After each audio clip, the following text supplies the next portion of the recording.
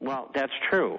The only thing is they're going to try to skate this thing through until after the next election. Not this one, but the following one. And that's what I think they're going to do it. And what that'll be accompanied by higher inflation, and it'll probably knock unemployment back a point or two from 22.2 to perhaps 20.2, but it's not going to be substantial. And that's what they'll get out of it. We should get 14% inflation easy. It might be much higher than that. So you're saying inflation. I don't know. Tom, anything else?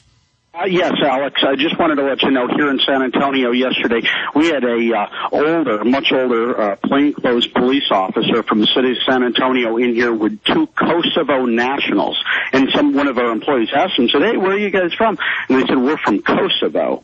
And of course that alarmed me. And I, look at there's Police International. You take a look at that company, and this guy looked like a stormtrooper. They were in a plainclothes car. He let her out of the back door, and it was very suspicious. I mean, so what do we have, city, of San Antonio police doing, running around with Kosovo nationals in police cars? Well, I mean, they're training with foreign troops everywhere. We've shot the video. We have the military admitting it. I mean, they admit they want to use foreign assets domestically. Thank you, Tom. Joe from Chicago, you're on the air with Bob Chapman. Go ahead.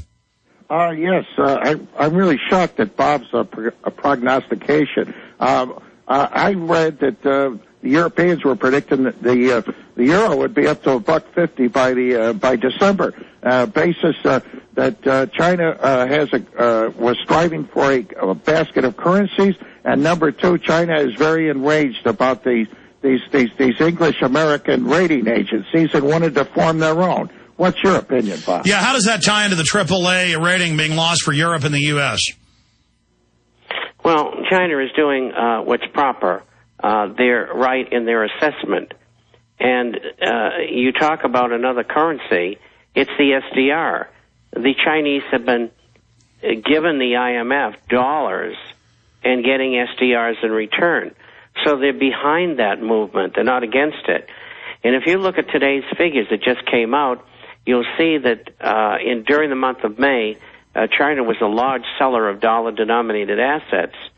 And so they're exiting the dollar, as other countries are. Yeah, that was actually in CNBC today, that they're, for the first time, moving on to the dollar. They're not purchasing a lot of T-bills. Yeah, that's visible.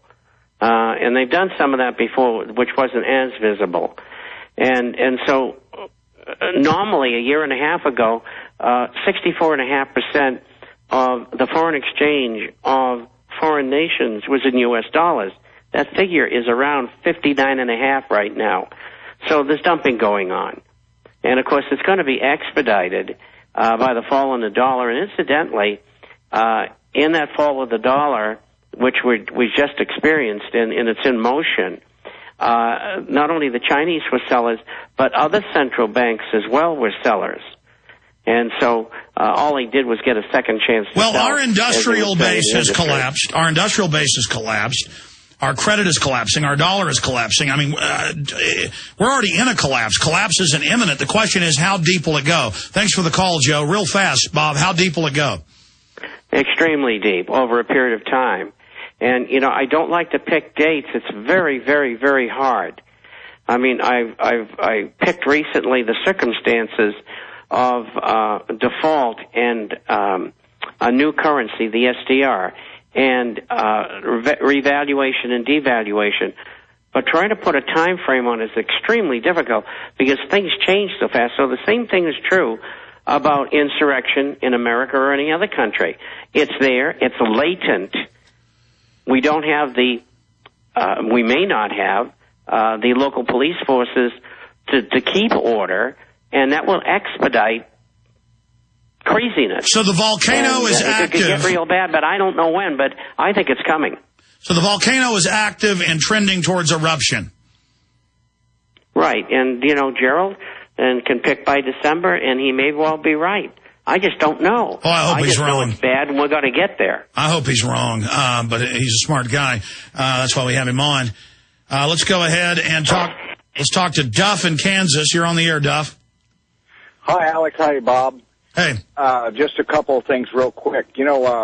listening to you guys, I listen to your program daily. I'm a Prison Planet TV subscriber, but thank you. In listening to you guys, I've done a lot of things different. And one real good example that goes out to your listeners, our company, which is a real small company, changed our IRAs. And we got the pamphlets last night. I went on the internet and was looking at their pamphlet, comparing it to the S&P 500, which our new retirement's connected to, and started doing my research. Their graphs didn't match what the stock market's graphs showed. Their graphs were completely, wrong. But the first story I came across on my iPhone connected to the S&P 500 was the collapse of middle-class society. So I do things completely different today as a result of listening to your program. And the other point that I wanted to make is the way I watch the news is also different. I don't watch mainstream, but one of my favorite news channels I do watch is RT. And one of the most amazing things that they reported on last night was that Russia and Germany were having talks together about using food as a weapon. Wow, I'm going to have to look into that. I'm on RT today, coming up in about an hour and 15 minutes from now. I'm scheduled to be on there live. I appreciate your call, but that was another question I had for Bob, and the callers are reminding me of questions I had. We have companies creating subsidiaries, bankrupting the old one to steal pensions. We have companies reducing pensions. We have an acceleration of the government, quote, ordering private pension funds to invest in failed banks. That's Bloomberg and Reuters. And so we are seeing an acceleration of the system going after the pension funds. Bob, your take on that? Well, it's coming, and I don't know when. I know they're not going to tackle it before the next election. If they do, it'll be after that time. And if there's major changes, I think they might have to put it off for some time. Although I see in the present administration things being brought forward, which is suicidal, and that would be suicidal as well, under the terrible unemployment and debt circumstances. And you just look at this immigration situation with Arizona, 90%, 94%, two surveys say the people agree with Arizona, and yet the president's pushing it. Why is he pushing it? Because his handlers are telling him that's what you're going to do. Well, he has a mission. People keep saying, why is Obama doing this? It's destroying him. He's a puppet. He's birdcage liner. He's a trash bag. They'll throw him out whenever they want. God forbid they assassinate him, but many are saying impeachment or embalmment. And, he's got a job to do. Bob, it's always great having you on. God willing, you'll be on with us next Friday. But Bob, tell folks how they can call and get a free introductory copy of the International Forecaster. They can go to 877-479-8178. That's toll free. 877-479-8178.